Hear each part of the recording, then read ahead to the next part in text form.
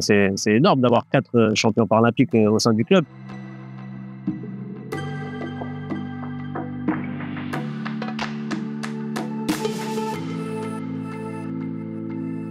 C'est quand on a gagné la finale régionale pour la Coupe de France contre Joliot à domicile. C'était une belle fête, il y avait du monde qui est venu assister au match et le scénario du match il a été assez prenant aussi. Donc ça a été riche en émotions. Ce que j'apporte principalement, c'est de la rigueur. Le fait d'avoir été professionnel, ça m'a inculqué cette rigueur-là qu'il faut pour pouvoir performer au haut niveau et c'est ce que j'essaye d'apporter au quotidien. Ce qui m'anime au quotidien, c'est la passion avant tout, hein.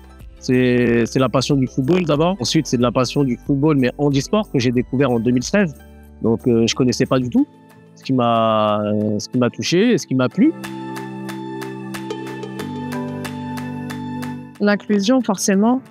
Qu'on ait un club avec une section valide et une section non valide, c'est vraiment l'aspect plaisir qui prône. C'est tout mettre en place pour que tout le monde puisse prendre un maximum de plaisir dans sa pratique. Nous, c'est surtout le partage. Dans ce club-là, c'est une des plus grosses valeurs, c'est le partage entre les 4 sections. On a les futsal féminines, on a les garçons qui viennent aider justement pour l'événement des non-voyants, vice-versa, les non-voyants viennent soutenir les équipes valides pendant leur match. C'est l'acquisition du terrain que vous avez derrière vous. Parce que moi, depuis 2013, je fais du sociéfoot.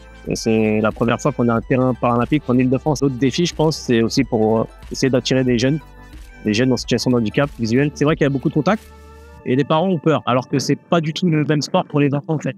On est plus dans l'éducation, dans la sensibilisation, dans la motricité. Aujourd'hui, je suis fière de voir que certaines filles peuvent vivre pleinement de leur passion.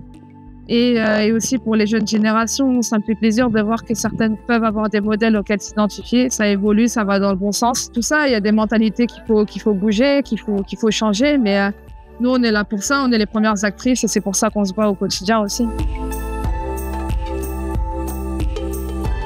La plupart des gens avec qui je parle ne connaissaient pas le sociéfoot, ils ont regardé une fois et puis ils ont adhéré. Il faut aimer déjà le sport et voir les gars en situation de handicap, comment ils arrivent à se débrouiller. Je pense que déjà, c'est une belle valeur à transmettre.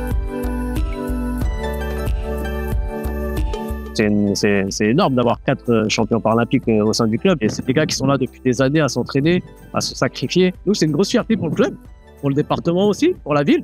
Et pour les jeunes qu'on a aussi qui débutent au sociéfoot dans notre club, de s'entraîner au quotidien auprès d'eux. Et en plus, ils sont là pour les aider dans leur vie quotidienne. Il n'y a pas que le football. Aussi la vie quotidienne, on a des jeunes qui viennent de perdre la vue il n'y a pas si longtemps. Ils sont là pour les aider au quotidien aussi. Le fait d'avoir une section non valide avec les non-voyants, les malvoyants, d'avoir les sections futsal féminines et masculines, je pense pas qu'en France, il y ait son égal.